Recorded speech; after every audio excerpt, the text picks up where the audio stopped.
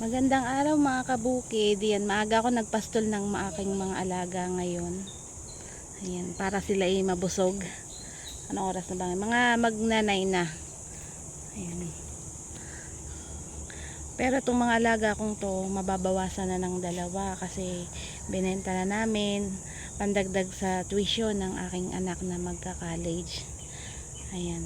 Yun ang pinakamasakit sa isang katulad ko na taga-alaga ng kambing, na nag-aalaga talaga ng kambing at na araw-araw kong kasama ang mga yan, yung mabawasan sila, talagang nakakalungkot. Pag binibenta yung mga yan, yung mga alaga ko, tas binabawasan, talaga ayokong tumingin sa kanila, ayokong magpastol, ayokong makikita sila na inaalis. Yan, mga alaga ko yan, pero hindi po kumakain ng kambing. Ano yan, yung tinesting ko minsan, tumikim ako, pero hindi ko pa alaga yun, lalo pa siguro kung alaga ko yun, tumikim ako, okay naman siya, parang masarap, pero hindi ko pa rin talaga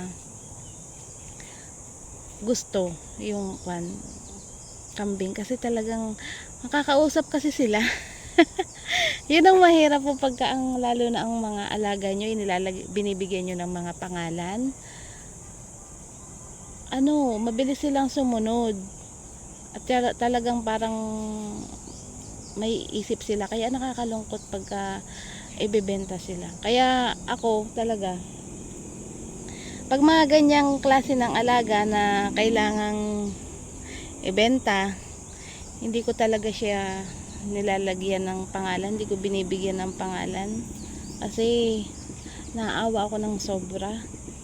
Ang sakit sa dibdib na mababawasan sila, pero yun naman talaga yung purpose nila, yung maging panghanap buhay ng mga tao. Yan, dumating yung anak ko, maingay ang kanyang motor. Nandun.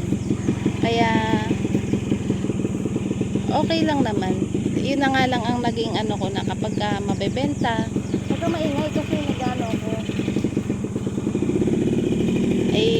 Ganun talaga ang mangyayari. Kaya wala na lang tinginan. Wala na lang tinginan para kahit na naiisip ko pa rin naman na nabenta, ganun talaga, walang magagawa. Para naman sa pag-aaral ng anak ko yun kaya nga ako nagparami ng maraming kambing na ganito. Ayan o. May mga nganak pa dyan, kasi hindi ko na rin malaman kung alin dyan yung mga pero yung sigurado ako na buntis dyan ay 4. Yung isa, hindi ako sure. Yung isang puti na doon yun. Pero ito, yan, mga anak yan. Tsaka yung isang doon, yung puting yun. Tapos ito. Tapos, alin pa ba? 1, 2, 3, 4. 4 nga. 4 yung sigurado ako ng mga anak na yan. Kasi, mga na yan. Siguro mga June, mga anak na yung mga kambing na yan. Kasi meron ng nagsakal na yung kanilang mga dede. Ibig sabihin nagkakaroon na sila ng mga gatas, tsaka yung iba bumagsak na yung mga tiyan nila, bagsak na, para sign na malapit na silang mga anak. Ayan. Sa umaga kasi dito ko lang muna sila pinapastol. Ayan, dito lang muna, kahit konti-konti lang ang damo. Pero pagdating ng hapon, kung hindi naman sobrang init,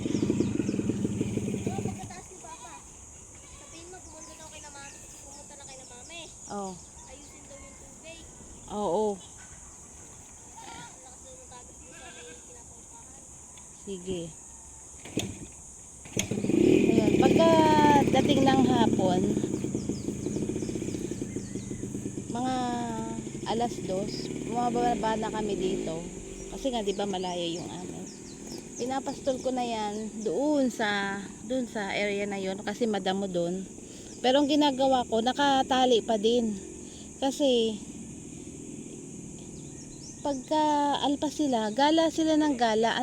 kahit ang damo-damo na doon sa lugar na yun, gala pa sila ng gala. Talagang namimili pa sila ng damo. Masyado silang mapili. Pero kapag nakatali sila, nandun lang sila, ipon-ipon sila doon, kahit magkakatabi na yung tali nila. Kain sila ng kain hanggang umabot na kami ng mga 4:30. Busog na busog talaga sila pag uwi namin. Kaya hindi pahirapan ng pag-uwi. Pero pagka nakalpas yan, kahit pabuting kami ng alas 5 dito, hindi talaga sila nabubusog ng husto kasi gala sila ng gala. Kaya ganun ang ginagawa ko pagdating ng mga alas 2, alas 3, dadaling ko sila doon sa isang area na madamo, tapos itatali ko sila doon lang sila. Yan, pati yung mga anak-anak nila, yung kaliliitan na yan. Oh. Hindi sila lumalayo. Mas maganda yung ipon-ipon sila kasi nag-aagawan sila sa pagkain.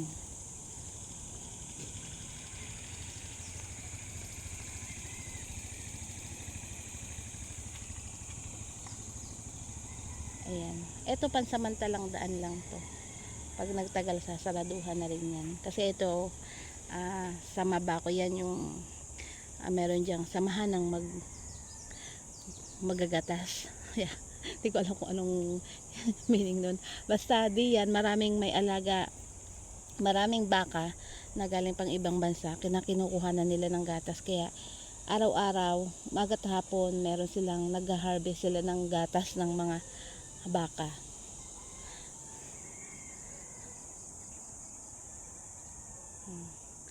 Yung asawa ko nandoon sa baba nagkano ng baka. Yan, pinapastol niya, inaayos niya ng ano doon. Dito lang naman yan mga kambing kong yan. Ayun lamang po mga kabukid, marami pong salamat sa pagsuporta. At sana po ay madagdagan pang aking mga subscriber, nakakatuwa at kahit pa paano may nanonood sa aking mga binablog. Pag tagal-tagal siguro matututunan ko na rin. Alam nyo po, noon nung hindi kami nalugi sa baboy, talaga sabi ko sa inyo, ang dami-dami kong pwedeng i-vlog. Yung pagpapaanak ng baboy, yung pagsusumpit ng baboy, kung paano namin talaga lang medyo nalugi kami sa baboy, kaya aahon pa kami. Kumbaga magsisimula ulit kami sa simula at talagang kaya kami nalugi nga sa baboy dahil sa ASF.